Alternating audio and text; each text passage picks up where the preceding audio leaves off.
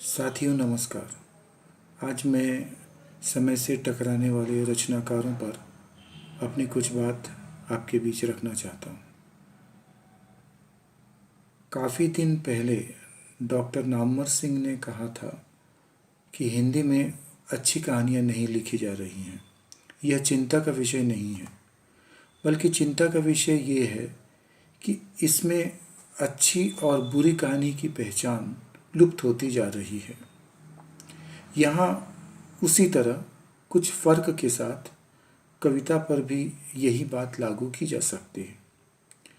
फ़र्क ये है कि फ़िलहाल हिंदी में बहुत अच्छी कविताएं लिखी जा रही हैं, लेकिन उन्हें बुरी कविताओं ने इस कदर ढक लिया है कि वे पहचान में नहीं आती हैं। और कभी कभी लगता है कि नकली कविताएं असली कविता को धकेलकर उसकी जगह पर अपना कब्जा कर चुकी है। कहने की आवश्यकता नहीं है कि आजकल मीडिया का असर कितना ज़्यादा है और मीडिया का काम जितना संस्कृति को दूषित करना है, उतना उसे सही ढंग से संवर्धित करना नहीं, क्योंकि वह बाजार के हक में नहीं है। रचनाओं के बदलते दौर में अब काव्य रचने के लिए किसी को जंगलों रेगिस्तानों में भटकना नहीं पड़ता, बल्कि अपने आसपास में से ही कविता को संभव कर लिया जाता। अगर कविता के नज़दीकी इतिहास को देखें तो यह स्पष्ट हो जाता है कि समाज से जुड़कर समाज की विसंगतियों को उजागर कर जो रचनाकार रचना करता है वह बार बार याद आता है। मध्यकाल में कबीर से लेकर आज के नए से नए कवियों ने भी मानवीयता का गला घोटने वाले विचारों को अपनी रचनाओं से उजागर किया। कबीरदास जी के एक उदाहरण से बात स्पष्ट होती है। कबीरदास जी ने लिखा है, कबीर पूछें राम सौ, सकल भवनपति राई, सबही करी अलगा रहो, सो विधि हम ही बताई। यहाँ कबीरदास जी कहते हैं कि दुनिया के और लोग भले माया मोह में बंधे रहें, लेकिन मुझे इन सब से अलग अपने कर्तव्य को पूरा करने का रास्ता दिखाइए प्रभु। कवि निराला स्वाधीनता का युद्ध सत्य के मार्ग पर चलकर लड़ने का आह्वान तुलसीदास कविता में करते हैं। करना होगा यह तिमिर पार, देखना सत्य का मिहिर द्वार, बहना जीवन के प्रखर ज्वार में निश्चय, लड़ना विरोध से द्वंद्व समर, रह सत्य मार्ग पर स्थिर निर्भर, जाना भिन्न भी देह, निज घर निःसंशय। अगर आज के समय में श्रमिक वर्ग की स्थिति देखें तो उनकी स्थिति निरापद बनाने की प्रेरणा मन में भर जाती है।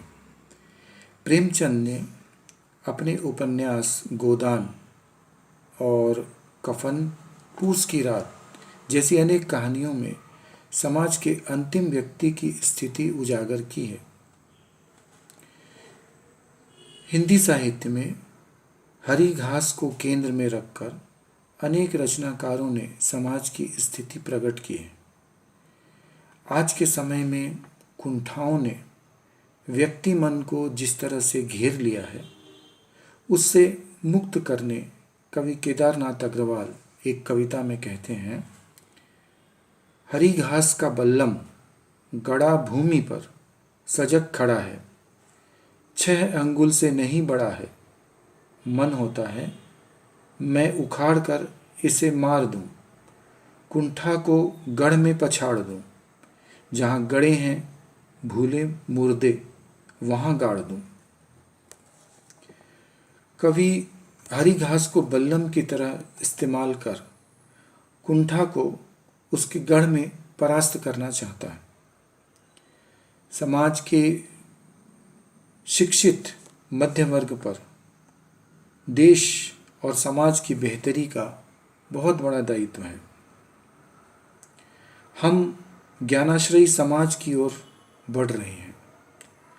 समाज के शिक्षित मध्य वर्ग, बुद्धिजीवी, सत्यशोधक जिस तरह समाज से कटकर आत्म केंद्रित होता जा रहा है और भीतर और बाहर के संघर्ष में पड़कर समाप्त हो जाना जैसे उसकी एक विकट त्रासदी बन गई है, इसे उजागर करने के लिए मुक्तिबोध की कविता ब्रह्म राक्षस एक अच्छी कविता है और उसकी ये पंक्तियां भी बहुत प्रसिद्ध हैं।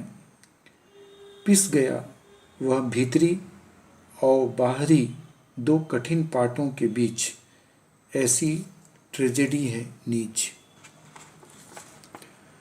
समय से टकराना सिर्फ क्रांति का आह्वान करना नहीं है, इसमें असहमति, आक्रोश, बदलाव की इच्छा, मानवीयता को बढ़ाना, आशावादिता या सभी से एकजुटता की भावना प्रकट करना भी हो सकता है। कविता प्रत्येक युग में बदल जाती है और परंपरागत प्रतिमानों को अपर्याप्त ठहराकर नए प्रतिमान की मांग करती है। कभी कभी तो एक ही युग में कई प्रतिमान आवश्यक होते हैं। आज अक्सर ऐसा हो रहा है कि प्रत्येक सहमति और असहमति को व्यक्तिगत स्तर पर लिया जाने लगा और उसी स्तर में कोई बात हुई तो उसका उत्तर देने की कोशिश की जाती है। वैचारिक संघर्ष समाप्त होता दिखता है और व्यक्तिगत आक्षेप और प्रत्याक्षेप ही बाकी रह जाते हैं। महत्वाकांक्षाओं को बढ़ाने वाले इस समय में वंचित वर्ग और श्रमिक वर्ग भी नए तरह से प्रभावित हो रहे हैं। कर्ज से लदे किसानों की आत्महत्याएं, विपरीत परिस्थितियों में भूखे पैदल यात्रा करते मजदूर परिवारों की विवशताएं बताती हैं कि पहले और आज के समय में इनकी स्थिति में बहुत ज़्यादा बदलाव नहीं आया। कवि विनोद कुमार शुक्ल 2 लाइनों में कहते हैं, और अकाल आतंक दुकाल में अब की साल गांव से एक भी विस्थापित न हो। स्पष्ट है कि समाज के सभी वर्गों की आशाओं, स्थितियों को नज़दीक से देखकर एक उदार, मानवीय, समतामूलक समाज का स्वप्न देखने वाले रचनाकार ही अपने संघर्ष द्वारा समाज की प्रेरणा बन जाते हैं। बस इतनी बातें रखना चाहता हूँ। नमस्कार।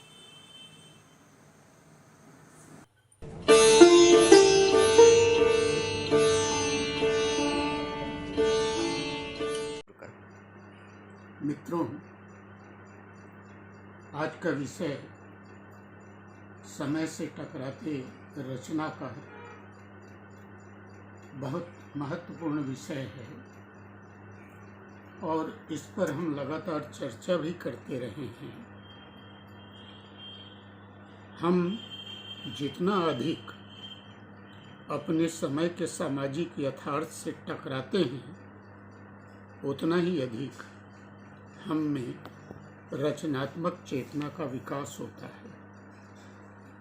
इस बात को हमारे सारे मित्र बहुत अच्छी तरह जानते हैं। आज के समय पर यदि हम चर्चा करें तो दो तरह के यथार्थ हमारे बीच सामने आते हैं। एक आभासी यथार्थ और दूसरा है वास्तविक यथार्थ। इस दौर में जिसे हम डिजिटल युग कहते हैं, उसमें पूंजीवाद ने आभासी यथार्थ को बहुत मजबूत किया है।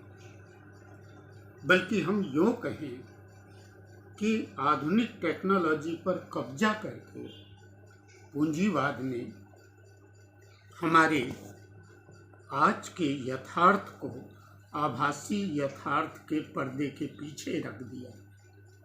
फलस्वरूप हम उस यथार्थ को पहचानने में कई बार बड़ी चूक कर जाते हैं। पूंजीवाद लगातार ये कोशिश करता है अपने डिजिटल टेक्नोलॉजी के माध्यम से कि वो इतिहास को विकृत कर दे, वो समाजशास्त्र को विकृत कर दे, वो अर्थशास्त्र को विकृत कर दे और एक नया आभासी यथार्थ इतिहास, अर्थशास्त्र और समाजशास्त्र को लेकर हमारे सामने रख देता है। हमारे साथी रचनाकारों के लिए ये बेहद जरूरी है कि इस आभासी यथार्थ के दीवार को तोड़कर वास्तविक यथार्थ से जाकर टकराए और उस वास्तविक यथार्थ से टकराकर अपनी रचनात्मकता को विकसित करे, तभी एक बेहतर रचना हमारे सामने आ सकती है। उदाहरण के तौर पर मैं बताऊं, हमारे बीच हमारे अध्यक्ष लोक बाबू जी हैं। बस्तर को लेकर जितने यथार्थ हमारे सामने मीडिया के माध्यम से, इलेक्ट्रॉनिक मीडिया और प्रिंट मीडिया के माध्यम से आ रहे थे, उस यथार्थ को देखिए और लोक बाबू ने वहाँ 2 साल जमीनी यथार्थ को तलाशने की कोशिश की और उस जमीनी यथार्थ से बार बार टकराया। तब जो यथार्थ सामने आया है वो उस उपन्यास में दिखाई देगा। मित्रों, ये बेहद जरूरी है कि हम ऐसी परिस्थितियों में क्या आभासी यथार्थ है और क्या वास्तविक यथार्थ है, इसे पहचानें। और जब हम इसे पहचान लेंगे तो निश्चित तौर पर हमारी रचना बहुत महत्वपूर्ण रचना बन जाएगी और एक सामाजिक दिशा वो रचना तय करेगी। मित्रों, पूंजीवाद इस दौर में कई तरह के हथियारों का उपयोग कर रहा है।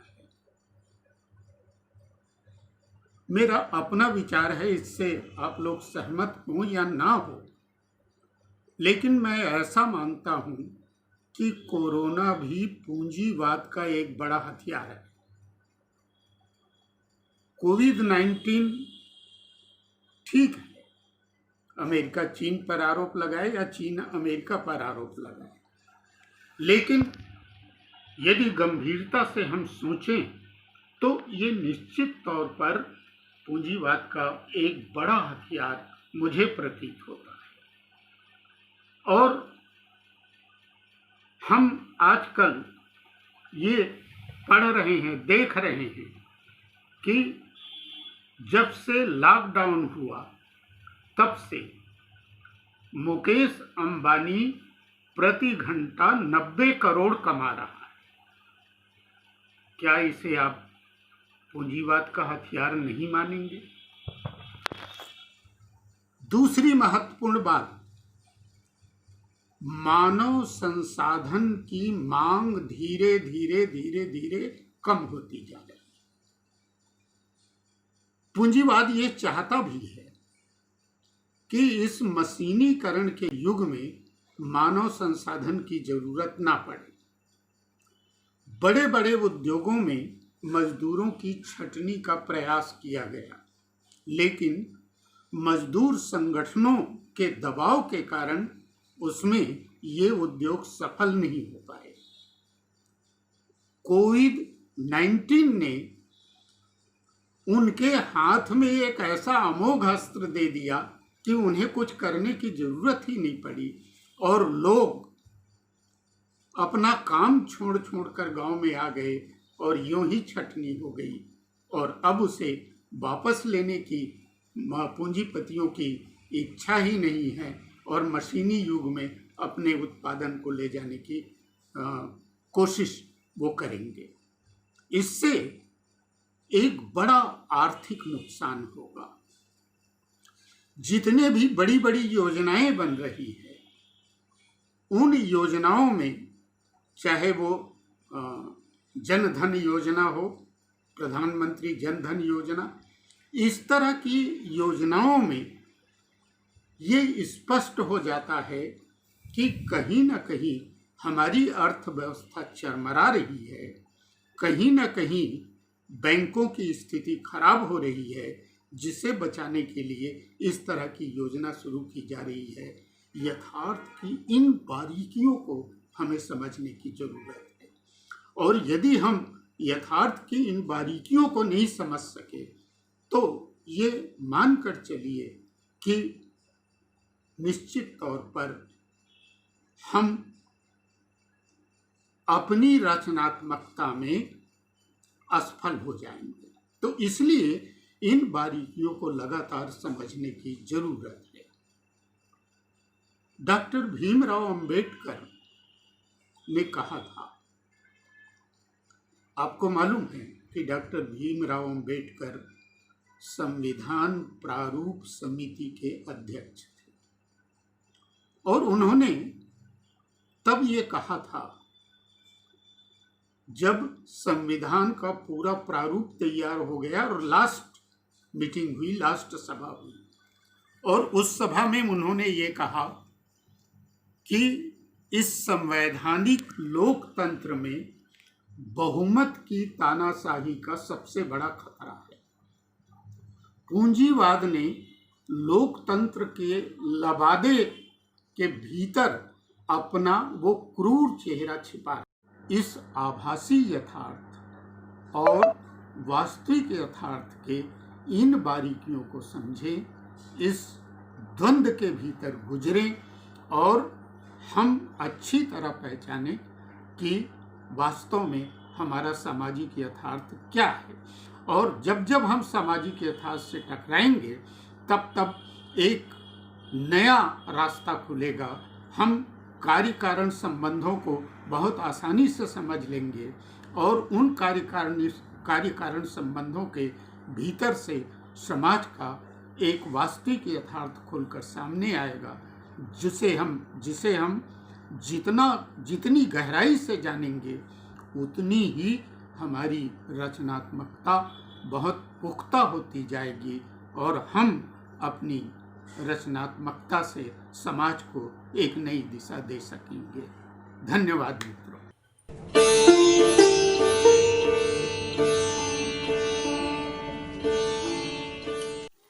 नमस्कार साथियों, हमारे जुगलबंदी कार्यक्रम की श्रृंखला में चल रही समय से टकराते रचनाकार विषय के अंतर्गत मैं ग्रामीण समाज और उनके समस्याओं से जूझते रचनाकारों की रचनाधर्मिता को लेकर अपनी वक्तव्य रखने का प्रयास करूंगी। समय हर वक्त करवट बदलता है। बदलते परिवेश और बदलते समय से रूबरू होकर रचनाकार साहित्य का सृजन करता है। भारतीय ग्राम्य जीवन सादगी और प्राकृतिक शोभा का भंडार माना जाता है, परंतु वर्तमान में क्या हमारा गांव सुरक्षित है? यह हमारे लिए बड़ी विडंबना की बात है। हमारा ग्रामीण समाज अब पूंजीपतियों, उद्योगपतियों और शासकों के हाथों कठपुतली बनकर रह गया है। शासकों के बंदरबाट के खेल में असहाय होकर विस्थापन का दंश झेल रहा है। भारतीय ग्रामीणों के आय का मुख्य साधन कृषि पर निर्भर रहता है। परंतु कुछ लोग पशुपालन और कुटीर उद्योगों के माध्यम से अपनी जीविका चलाते हैं। वर्तमान विज्ञान के युग में भी कृषि के क्षेत्र में पिछड़ेपन के लिए उत्तरदायी है। ग्रामीण क्षेत्रों में शिक्षा का व्यापक प्रसार न होना और आज भारतीय कृषक अशिक्षित होने के कारण वैज्ञानिक तरीकों के जो नए प्रयोग हैं उनसे वंचित रह जाते हैं और उन्नत खाद बीज की उन्हें जानकारी नहीं हो पाती है। ऐसी ही कसमसाता कृषक की दारूण कथा से जूझता है रचनाकार। ग्रामीण कृषक सदियों से महाजनों के मुट्ठी में जकड़ा हुआ प्रतीत होता है। कृषक के उपजाए अन्न कम दामों में खरीद कर वे मंडी में जाकर अधिक दामों में बेच देते हैं और आज हम ग्रामीण समाज में देखते हैं कि अधिकांश सेठ साहूकार जो होते हैं वे उनके कृषि का भी प्रयोग करने लगे हैं और अपने उपजाए फसल की कीमत तक उन्हें नहीं देते हैं। 20वीं शताब्दी के चतुर्थ दशक में लिखी गई प्रेमचंद की कृति गोदान ग्राम्य जीवन की झांकी प्रस्तुत करता है। भारतीय किसान समाज और धर्म की झूठी रूढ़ियों से किस प्रकार जकड़ा हुआ है और अपने अंधविश्वासों के कारण किस प्रकार किसान से मजदूर होता हुआ भूखा प्यासा वह दम तोड़ देता है, यही गोदान का प्रतिपाद्य है और मूल विषय भी। प्रेमचंद जी ने कहा है कि भारतीय किसान ऋण में ही जन्म लेता है, जीवन भर ऋण चुकाता है और अंत में ऋणग्रस्त अवस्था में ही मृत्यु को प्राप्त कर लेता है। जैसे हम मैथिली शरण गुप्त के रचनाओं में भी देखते हैं, उन्होंने भी अपनी कविता किसान कविता में लिखी है, हेमंत में बहुधा घनों से पूर्ण रहता व्योम है, पावस निशाओं में हंसता शरद का सोम है, हो जाए अच्छी भी फसल पर लाभ कृषकों को कहाँ, खाते खवाए बीज ऋण से है रंगे रखे जहाँ, आता महाजन के यहाँ वह अन्न सारा अंत में, अधपेटा खाकर फिर उन्हें कांपना हेमंत में। वर्तमान में कृषक प्राकृतिक प्रकोपों से भी जूझता हुआ प्रतीत हो रहा है और इसका कारण है हम अपनी प्रकृति का अंधाधुंध दोहन कर रहे हैं। आज कृषक प्रकृति प्रकोप में बाढ़, सूखा, ओलावृष्टि आदि से उनकी फसलों में काफ़ी नुकसान हो रहा है। प्रकृति के असंतुलन का कारण भी उत्तर आधुनिकता के औद्योगिकरण के कारण ही जो जंगलों की सफाई हो रही है और उसके कारण ऐसी विकृतियां उत्पन्न हो रही हैं कि आज हमारा प्रकृति असंतुलित हो चुका है और उसका बहुत बड़ा खामियाजा हमारे भारतीय किसान या ग्रामीण समाज के कृषकों को झेलना पड़ रहा है। भारतीय कृषक के पास दुनिया की सबसे अधिक उपजाऊ भूमि है। शासन के द्वारा कई योजनाएं चलाई जा रही हैं, किंतु तमाम योजनाएं भ्रष्टाचार के भेंट चढ़ जाती है। हमारे देश के नेता और नौकरशाही योजना के उद्देश्य को धूल चटा देने की कला उन पर बहुत ज़्यादा माहिर है। कृषि विकास से लेकर निर्बल वर्ग के लिए आवास योजना, भूमि सुधार योजना, बाल पुष्टाहार, आंगनबाड़ी आदि के विविधीकरण, तमाम जो शानदार योजनाएं आज कागजों पर ही चल रही है। आज की स्थिति इतनी दयनीय है कि गांवों में कई घरों में चूल्हा तक नहीं जल पा रहा है। भूख से कुलबुलाता हुआ जीवन मजबूर है पलायन के लिए। ग्रामीण नागरिकों को किसी तरह की सुविधाएं उपलब्ध नहीं हो पा रही हैं, जैसे बिजली, पानी, स्वास्थ्य, यातायात और शिक्षा की बुनियादी सुविधाएं ठीक से उपलब्ध भी नहीं हो पा रही है। ऐसे में कृषक परिवार का भरण पोषण में असमर्थ रहता है और आत्महत्या तक कर लेता है। किसानों की समस्याओं को उजागर करती रचनाओं में हम हरिश्चंद्र पांडे जी की रचनाओं को हम देखते हैं, जिसमें कृषक की मार्मिक कथा, जो आत्महत्या की कथा है, उसको उन्होंने लिखा है। उन्हें धर्म गुरुओं ने बताया था प्रवचनों में, आत्महत्या करने वाला सीधे नरक जाता है। तब भी उन्होंने आत्महत्या की। क्या नरक से बदतर हो गई उनकी खेती? वे क्यों करते आत्महत्या? जीवन उनके लिए उसी तरह काम्य था जिस तरह मुमुक्षुओं के लिए मोक्ष। उत्तर औपनिवेशिक समय भारतीय ग्रामीण समाज और साहित्य में उत्पीड़न, अस्मिताओं के मुक्तिकामी संघर्षों का समय है। भारत में 20वीं सदी के आखिरी दशक सामाजिक, आर्थिक, राजनीतिक आंदोलन का उभार का समय रहा है। स्त्रियों, दलितों, किसानों, शोषितों, वंचितों का एकजुटता का समय है, जिसे अस्मितावादी आंदोलन का समय भी कहा जाता है, जिसे रचनाकारों ने अपनी साहित्य में रचना कर साहित्य पर महती भूमिका निभाई है। ग्लोबलाइजेशन के इस दौर में अपने अस्तित्व और अस्मिता की रक्षा के लिए ग्रामीण जन समुदाय और आदिवासी जल जंगल जमीन और अपनी पहचान की लड़ाई लड़ रहा है। फलस्वरूप हास्य का साहित्य में प्रतिरोध का स्वर मुखरित हुआ है। वर्तमान में विकास के नाम पर विस्थापन का दर्द झेल रहा ग्रामीण और आदिवासी समाज मुक्ति की आकांक्षा लेकर समाज और संस्कृति में देखना चाहता है।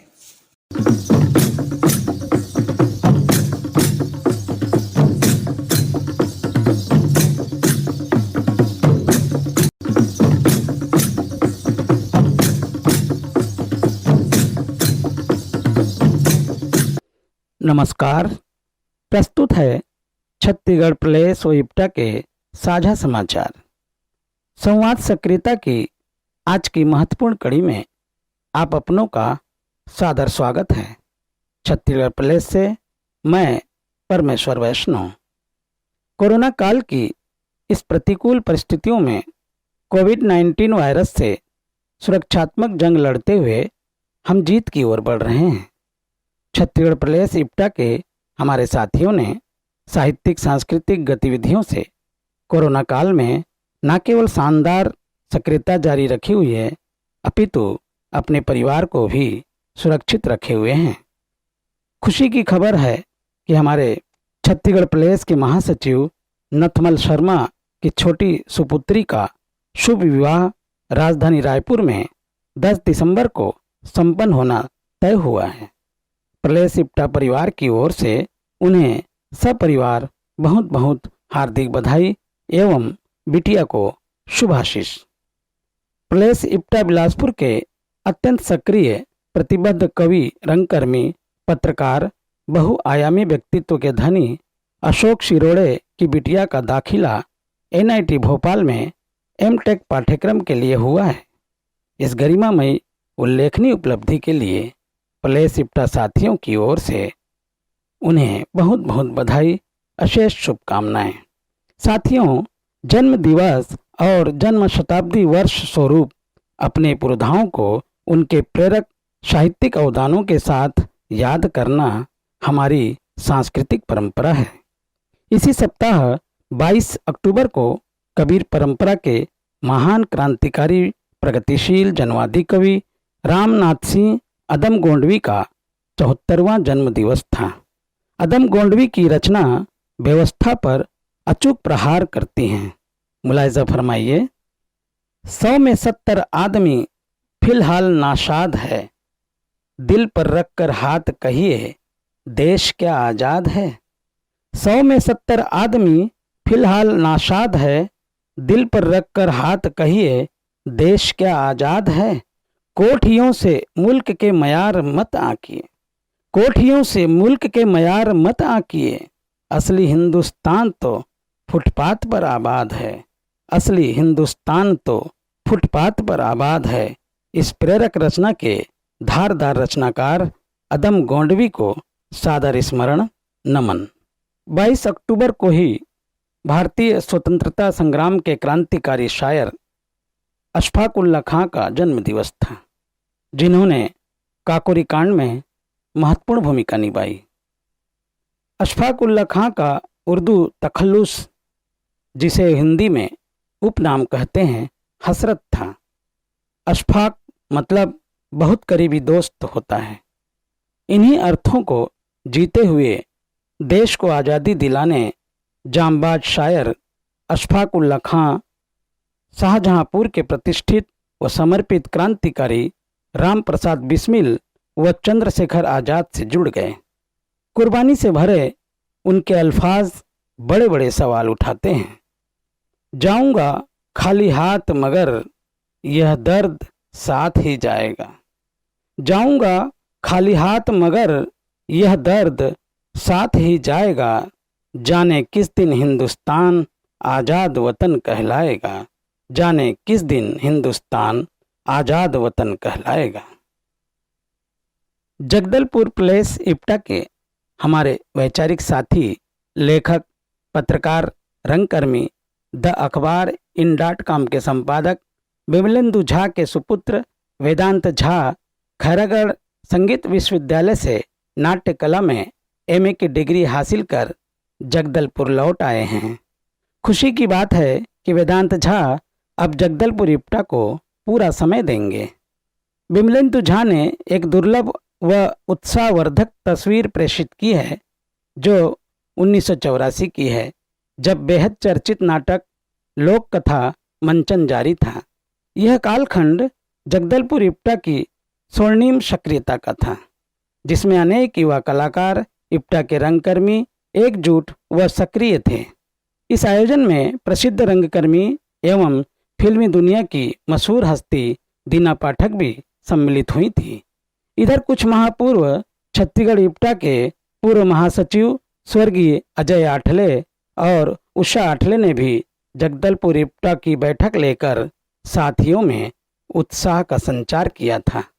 अब विमलेंदु झा के सुपुत्र वेदांत झा नए साथियों को लेकर वरिष्ठ साथियों की सलाह पर इप्टा जगदलपुर को पुनः सक्रिय करने का प्रयास करेंगे। जगदलपुर इकाई के हमारे वरिष्ठ साथी मदन आचार्य ने भी इन संभावनाओं के प्रति खुशी जाहिर की है। इस तरह छत्तीसगढ़ प्रदेश के सभी जिला इकाइयों से लगातार हम विमर्श कर रहे हैं और आगामी कार्यक्रमों की रूपरेखा बनाई जा रही है। यह थे आज के संक्षिप्त समाचार। मिलते हैं अगली बार। नमस्कार।